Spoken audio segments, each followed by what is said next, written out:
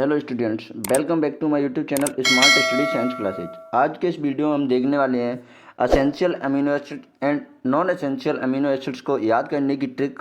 इससे पहले यदि आप मेरे चैनल पर नए हैं तो चैनल को सब्सक्राइब करें, वीडियो को लाइक करें और ज़्यादा से ज़्यादा शेयर करें। चलिए तो वीडियो को स्टार्ट करते हैं। सबसे पहले हम देखते हैं आवश्यक अमीनो अम्ल या एसेंशियल अमीनो एसिड्स। आवश्यक अमीनो एसिड या असेंशियल अमीनो एसिड्स ऐसे अमीनो एसिड्स होते हैं जो कि हमारे बॉडी के द्वारा सिंथेसिस नहीं किए जाते। इनको हमारी बॉडी में डाइट के थ्रू लिया जाता है। वो होते हैं असेंशियल अमीनो एसिड्स। अब इनको याद कैसे रखना है, तो इनको याद रखने के लिए आपको एक ट्रिक याद रखनी है, प्राइवेट टीम हॉल। प्राइवेट का मतलब पीवीटी, टीम NTIM और हॉल मतलब HALL। ठीक है। अब पी का मतलब क्या होता है, इसमें पी का मतलब होता है फेनेलेनिन। क्या? Phenyl alanine. ठीक है।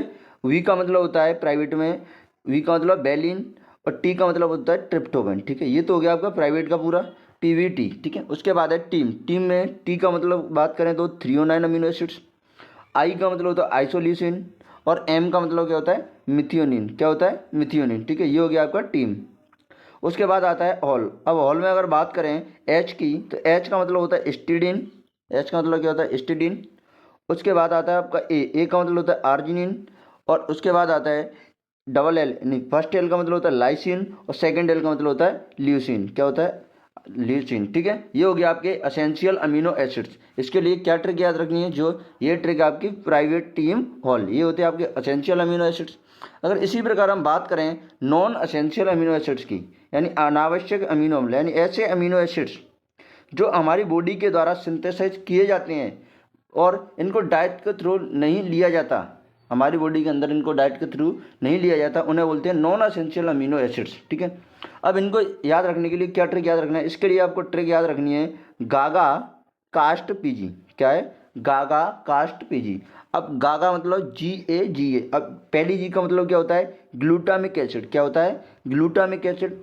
ए का मतलब क्या होता है? उसके बाद एस्पार्टिक एसिड। उसके बाद जो दूसरी जी आती है उसका मतलब क्या होता है? ग्लूटामिन।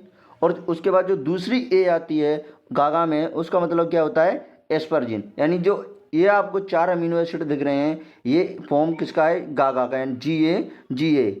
ये हो गया आपकी गागा, यानी ग्लूटामिक एसिड, एस्पार्टिक एसिड। इस वाली जी का मतलब ग्लूटामिन, इस वाली ए का मतलब एस्परजिन। ठीक है।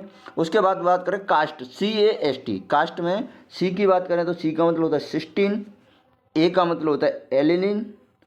ठीक है, एलेनाइन। और एस का मतलब होता है सेरिन और टी का मतलब होता है टायरोसिन। और ये हो गया आपका कास्ट। कास्ट में कौन कौन से आते हैं? CAST, यानी सिस्टीन, एलिनिन, सेरिन और टायरोसिन। ये होते हैं आपके कौन से? कास्ट में। ये 4 अमीनो एसिड्स हो गए। उसके बाद बचता है आपका पीजी। पीजी में पी के मतलब की बात करें तो पी का मतलब होता है प्रोलीन। क्या होता है?